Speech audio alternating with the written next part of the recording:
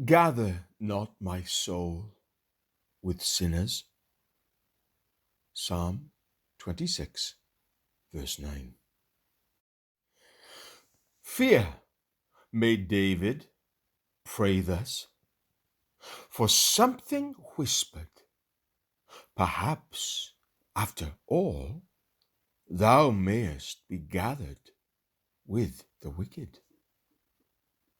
That fear, although marred by unbelief, springs in the main from holy anxiety, arising from the recollection of past sin.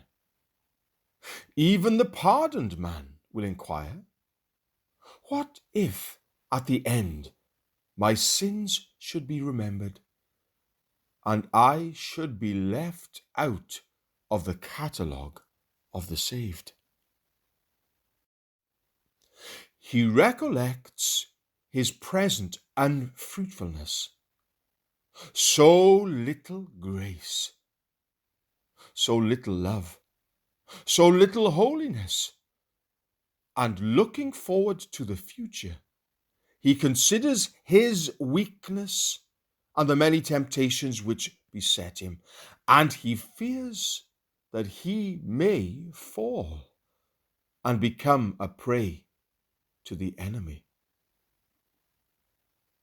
A sense of sin and present evil and his prevailing corruptions compel him to pray in fear and trembling.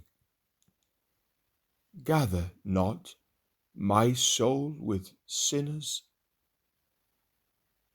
Reader, if you have prayed this prayer, and if your character be rightly described in the psalm from which it is taken, you need not be afraid that you shall be gathered with sinners.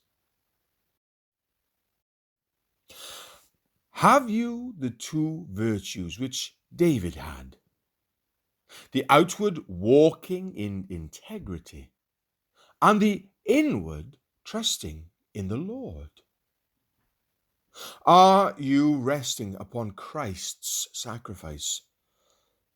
And can you compass the altar of God with humble hope?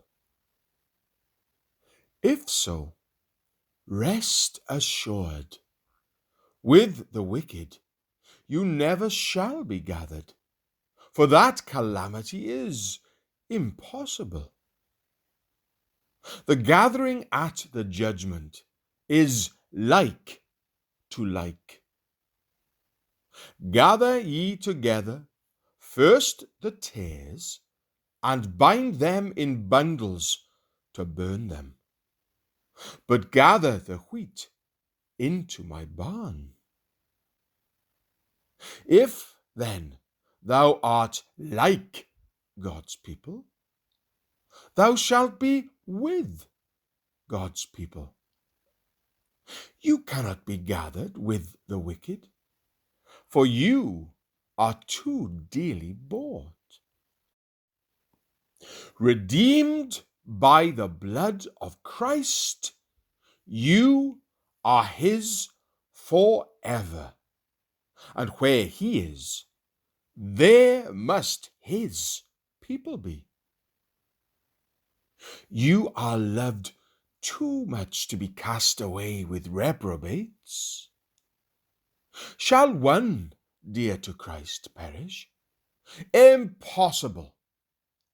Hell cannot hold thee. Heaven claims thee.